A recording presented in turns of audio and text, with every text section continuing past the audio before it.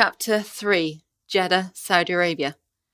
My life began in Basque Hospital, Jeddah, Saudi Arabia. Weighing 7.1 pounds, I was almost half a pound lighter than my older brother Paul, and then the same difference between my younger sister Christy and younger brother Nicholas, who were all 7 pounds and 6 ounces. I suppose I was the odd one out, even then. Jeddah conjures up wonderful feelings and memories of being loved and happy, all but for one instance when I vividly remember going to the local surgery for an inoculation. I hid underneath the doctor's couch to try to stay away from the great big terrifying needle, but eventually I was dragged out by the doctor and my mum. This was when my fear of needles first started, and this fear still remains with me now, even after having to learn how to inject myself at the tender age of 18. I often think that even the darkest fears are summoned for us to face and get over, as though perhaps we are not allowed to be scared of anything. I was incredibly thankful that I had my BCG injection when I was born, and I therefore didn't have to see the needle, and I didn't have to bear the ugly scar that most teenagers have to endure for life. The sun shone constantly in Saudi Arabia, and because of my happy memories there, I associate the sun with me being happy, something I could always rely on. The memories of such fantastic and luxurious place fill my mind with a sense of fun and of pure elation. These wonderful feelings and memories always make me smile. I was leading such a fantastic life having been born in Jeddah. I wouldn't have swapped lives with anyone. The sun created a temperature of approximately 40 degrees every day, and in the summer that rose to almost unbearable temperatures of around 55 degrees.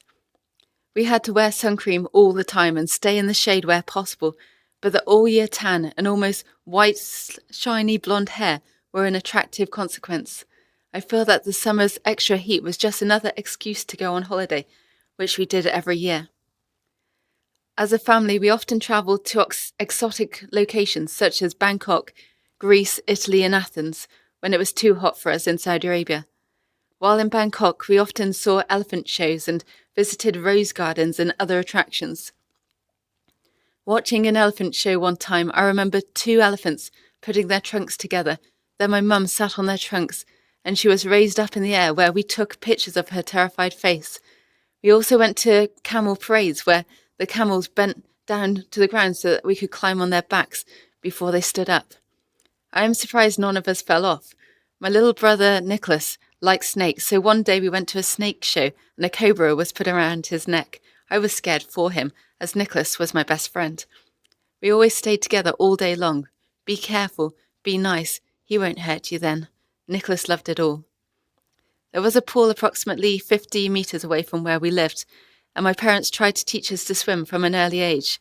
While I was still in nappies, I walked to the edge of the pool, fell in, and swam like a mermaid, or rather like a rock, and sank to the bottom before my brother Paul shouted for my dad to get Stephanie out before she drowns. Obviously, after this experience, I was terrified of water, and even having a shower or washing my face was difficult, and ended with me in a complete stress and a puddle of tears. My mum and dad worked very hard to get me to have a shower quietly. Then when I started getting more confident with water, I was reintroduced to the pool. I apparently just got in and swam like a fish. My parents enrolled us into a swimming club called Saudi Sharks, and we trained there often during the week and went to competitions on the weekend. Some of the competitions were just inter-club championships against people from all over Saudi Arabia. I did well in these championships and was invited to swim in Riyadh, the capital of Saudi Arabia, to compete in the Junior Olympics, age 8. I won this event, as I did many more. I had a friend in Saudi who lived in a house beside or behind me. He was one of my best friends and we played together all day. Richard did everything with and for me. I made him come round to my house for dinner, and I remember having a problem cooking baked beans. We both now hate the taste and texture of baked beans just because of this one meal we had at my house. Sorry, Richard. I remember making Richard do ballet dancing practices with me. He was not the most, able ballet dancer, but his devotion to our friendship made him try all the time, uncomplaining. A true friend. When Nicholas was born in 1985, he then became my best friend, following me around everywhere. We did everything together and I played with him and his toys, which we both loved. Nicholas had the cutest face, so even when he did something wrong, you couldn't tell him off. It was nice having two brothers and one sister, and the four of us made up for a very strong team with my mum and dad leading us. Leigh, Manchester, United Kingdom, the home of my grandparents. Every time we visited my grandparents, it rained, and almost all the time over the periods we were staying in the UK, it rained. Rain caused everyone to stay inside and complain about the weather. I remember asking my mum why it rained, and she said it was to feed the trees and the flowers. This seemed like a good reason for a rain, but it seemed to rain a lot for the number of trees and other plants there were. Maybe it rains so much in one country because in deserts like Saudi Arabia, it barely ever rains. I do remember the only time in the 10 years I lived in Jeddah when it did rain. It was like a celebration, and all my friends and I went out on our bikes, riding around and enjoying the refreshing feeling of water as opposed to the sun on our skin. We all enjoyed this new experience, and it was a shame when the sun came back and was twice as strong as it had been originally. School, Jeddah. I travelled to my school on a bus every day, which was an exciting experience because it was a large school and therefore had a number of buses coming to the school grounds. I always met my friend Mandy when I got off the bus.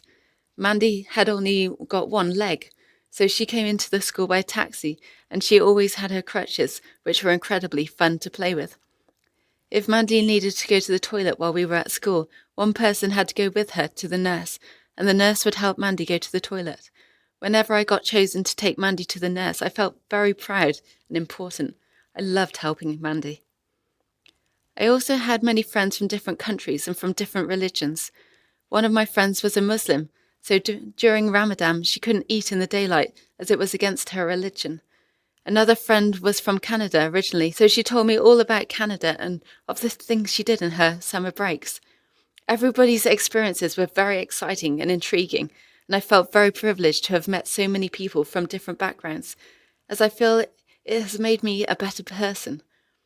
I remember going to the town centre with my mum and dad, and all the locals loved my blonde hair and white skin. They grabbed our faces and shook them for what seemed like hours in a sort of amazed but caressing way. Christy and I laughed about it afterwards, as it seemed like such a strange thing to do. On a school trip once, I was taken to the desert to camp outside so that we could experience the different temperatures. During the day it was incredibly hot, but at night the temperatures were the other extreme and it was very cold. My dad was asked to help the teachers, so he was allowed to come on the trip too. During the day we went around the desert looking at the plants that live there, and we saw some of the animals and insects that live in the desert. Then in the evening we sat around the bonfire singing loads of songs and eating hamburgers and hot dogs. This was very enjoyable until my dad noticed a large scorpion who wanted to join in the fun. It was quite scary as we had been told all about scorpions and how poisonous they are. My dad moved the scorpion away from the bonfire. I was very proud of my dad. He was so brave.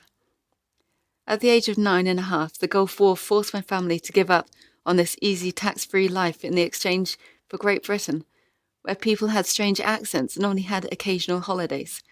I was used to going to gorgeous places like Bangkok a couple of times a year, as well as travelling from Jeddah to stay with my grandparents in Leigh, England, for the main holidays such as Christmas, Easter, and for the summer holiday. My grandparents' accents had always interested me, as with our American accents, my family sounded very posh in comparison to everyone else. People still ask me about my strange twang, which apparently can be anything from South African to Australian. Bilbo.